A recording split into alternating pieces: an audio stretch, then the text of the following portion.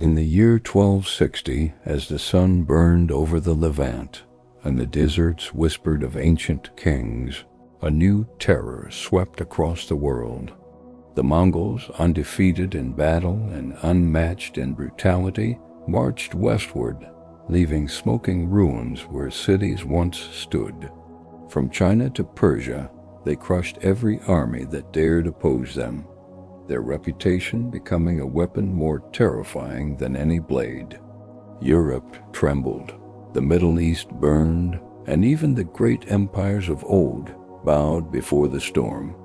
Yet from the sands of Egypt rose a force no one expected, an army born not of kings, but of slaves trained to fight with the fury of lions. Their stand would reshape world history and stop the greatest war machine mankind had ever known. The 13th century was an age where empires trembled beneath the weight of Mongol hooves.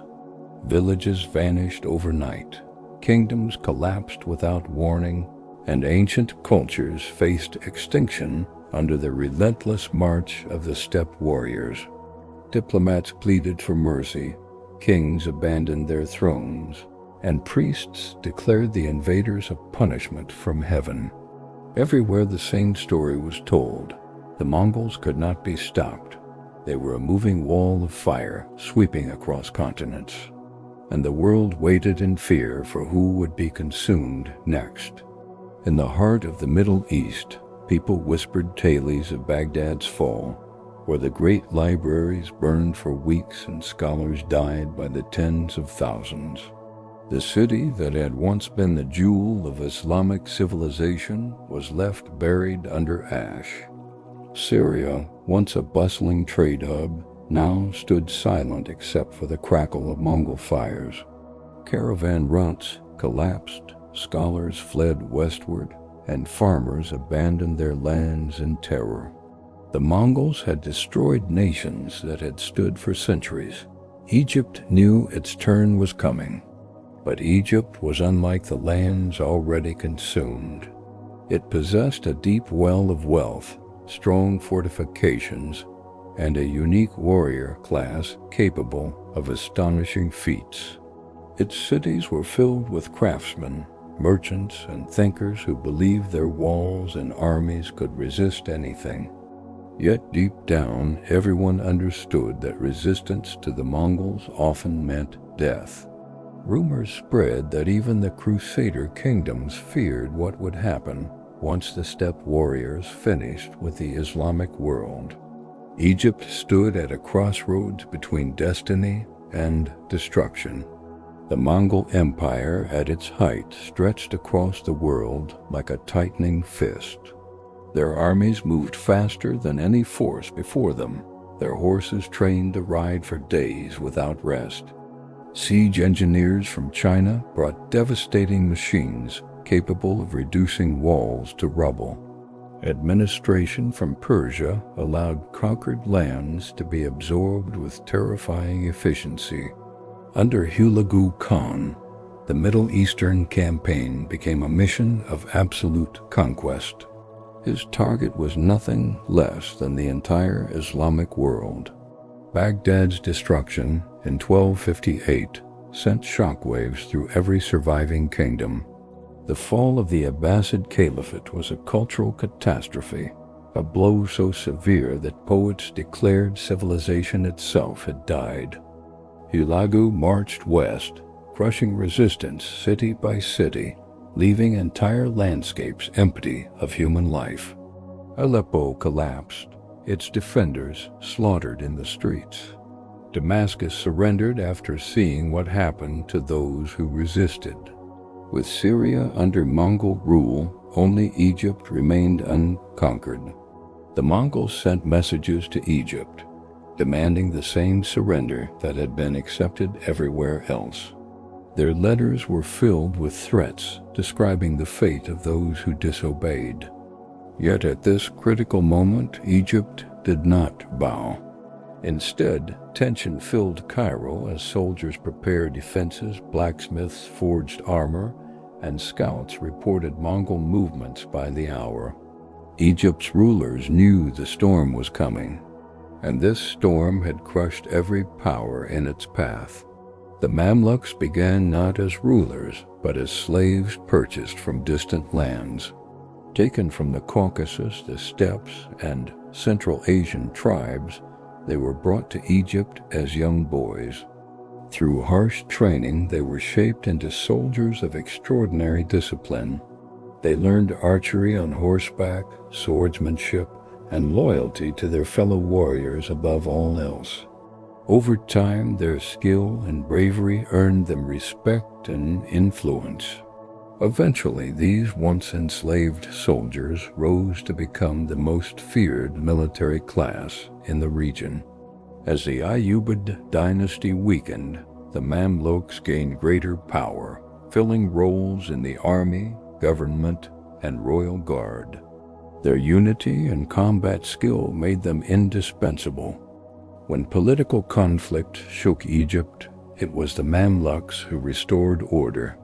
Sultan Qutuz, himself once a slave, emerged as a strong leader capable of uniting the nation.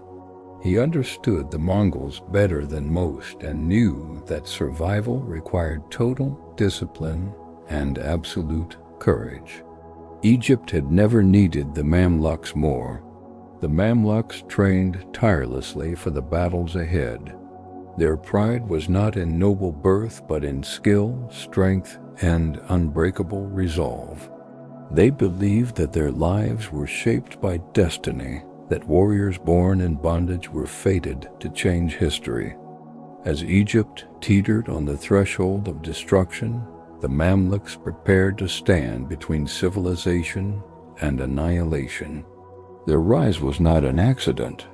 It was the result of decades of training for a moment exactly like this. Hulagu Khan advanced with an army that seemed unstoppable. His soldiers marched in perfect coordination, supported by skilled archers, armored cavalry, and siege machines brought from China. His reputation alone broke the will of many cities before he ever arrived at their gates. As he approached Egypt, he sent envoys demanding complete submission. These letters promised destruction if Egypt did not yield. The message was clear. Egypt's time had come. Sultan Qutuz gathered his council and read the Mongol threats aloud. Most rulers would have hesitated, but Qutuz reacted with fury. He ordered the envoys executed, their heads displayed publicly as a warning that Egypt would not kneel. The streets erupted with fear of the brutal war now guaranteed, but pride that their ruler had shown courage unmatched in a century of Mongol terror. Egypt had made its choice. War was inevitable. The Mongols were enraged by Egypt's defiance. Kitbuqa, a ruthless general serving Hulagu, prepared for a devastating campaign across Palestine and into Egypt. He vowed to punish Cairo with the same cruelty that had destroyed Baghdad. Meanwhile, the Mamluks strengthened fortresses, stockpiled weapons, and prepared the army for the greatest challenge of their lives. Egypt would face the storm with no guarantee of survival. Just as Hulagu prepared to lead a massive force into Egypt, news arrived that changed everything. The great Khan monkey had died in the east, plunging the Mongol Empire into a succession crisis. Hulagu was forced to withdraw the majority of his army to secure his claim. Only a smaller force was left behind, commanded by the fierce Kitbuqa. Although smaller, this army was still terrifying, filled with experienced archers, cavalry, and siege specialists. This unexpected event gave Egypt hope. It was the first time circumstances favored them against the Mongols. Qutuz saw the opportunity instantly and understood that waiting would be fatal. If Hulagu returned, Egypt would be annihilated. The only chance was to strike now while the Mongol forces were divided. The Mamluks rallied behind their leader, ready to risk everything in a single decisive campaign. The succession crisis rippled across the Mongol world, causing internal divisions between rival princes. Kitbuqa, however, was determined to prove Mongol strength even without Hulag's full support. He would carry out the conquest himself. As Egypt prepared for war, both armies understood the stakes. The future of the Middle East, Europe, and Africa hinged on the coming battle. The world held its breath as the armies marched toward destiny. Qutuz and Baibars led the Mamluk army out of Cairo, crossing the desert with remarkable precision. Their soldiers carried supplies for weeks, prepared to face the Mongols far from home. The march was grueling, but morale was high. They were fighting not just for Egypt, but for the survival of civilization itself. Bedouin scouts guided them through harsh terrain, providing critical information about Mongol movements. Every step brought them closer to confrontation. The Mamluk army moved fast, avoiding slow sieges and heading straight for the heart of Mongol-controlled Palestine. Villagers cheered their arrival, praying that Egypt's warriors could do what no other army had done. Baibars, a master tactician, scouted ahead and identified strategic points for ambush. He knew that defeating the Mongols required using their own tactics against them. The land itself became part of the strategy. As the Egyptians marched north, Kitbuqa advanced south to crush them. The two forces maneuvered across the plains of Palestine, neither willing to retreat. Rumors spread that the Mongols planned to invade Egypt immediately after victory. The Mamluks knew there would be no second chance. They would fight here, far from Cairo's safety, in a place where the terrain offered both danger and opportunity. The final confrontation drew near. Baibars chose Ain Jalut as the perfect location for battle. Surrounded by hills and dense vegetation, the valley restricted Mongol movement. Neutralizing their advantage in open terrain, springs and water sources made it ideal for prolonged combat. The geography allowed hidden forces to wait in ambush, ready to strike at the perfect moment. Baibars positioned his men carefully, planning every detail of the coming fight. Ain Jalut would become the battleground that decided history. The Mamluks set traps throughout the valley, hiding cavalry units behind rocky hillsides and preparing false retreats. Doctors and water carriers followed the army, ready for a long day of bloodshed. Qutuz rode among the soldiers, reminding them that they fought to save their homes, their families, and their faith. Many prayed through the night, knowing dawn would bring the greatest battle of their lives. As the sun rose, the valley shimmered with tension. Scouts reported that Kitbuqa's forces were approaching in full strength. The Mongol banners rippled in the wind, their riders advancing in perfect formation. The Mamluks readied their bows, tightened grips on their reins, and prepared for impact. The battle that no one believed possible was about to begin. The fate of continents rested on the outcome. Kitbuqa launched the opening assault with blinding speed.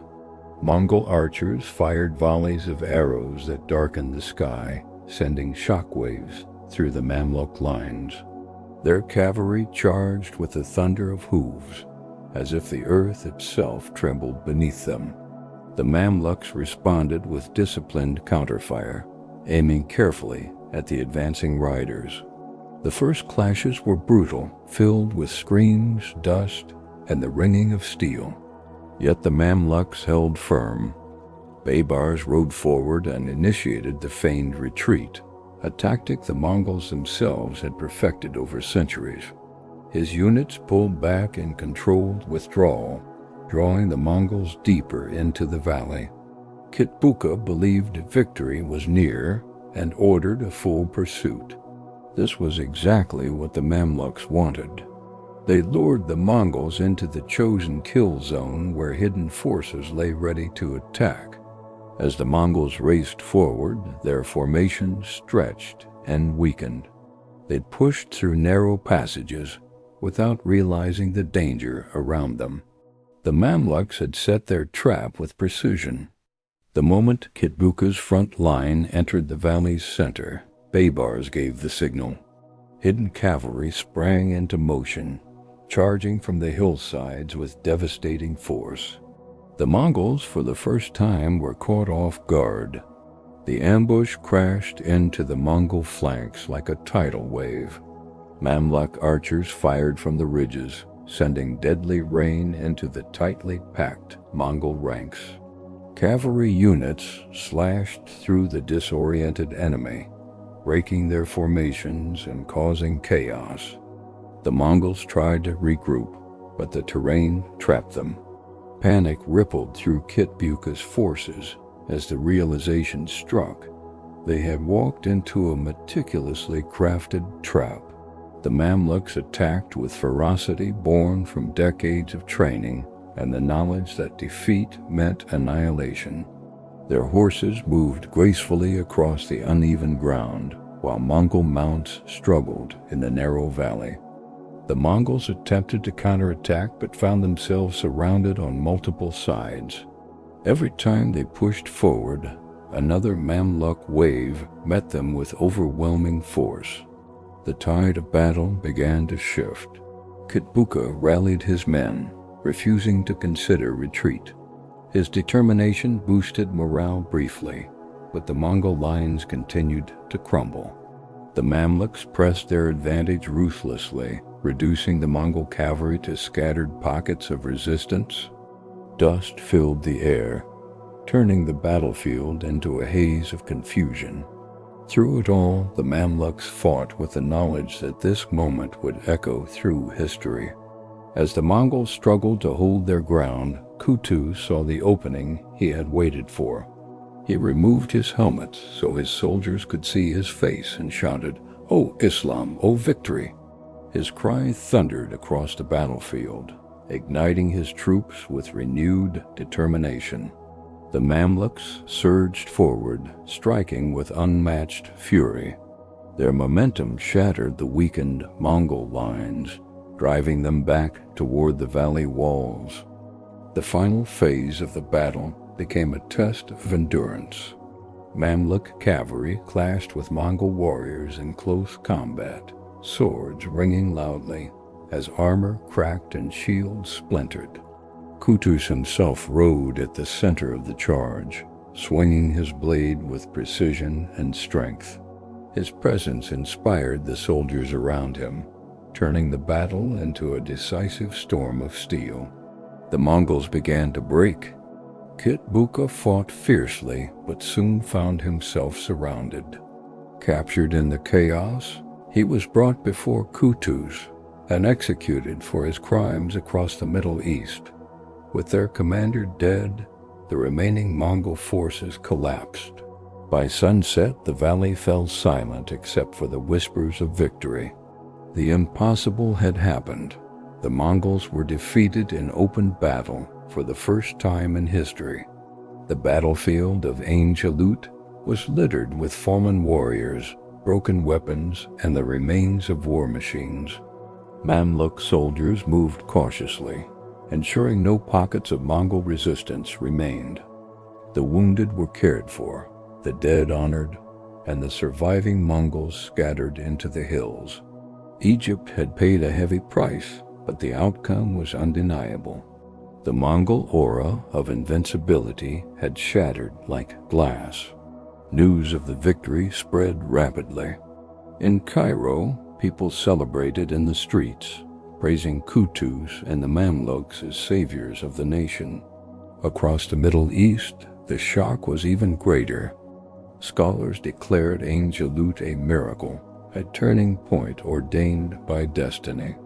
European kingdoms, watching closely, realized that Egypt had halted the force that threatened to engulf them as well.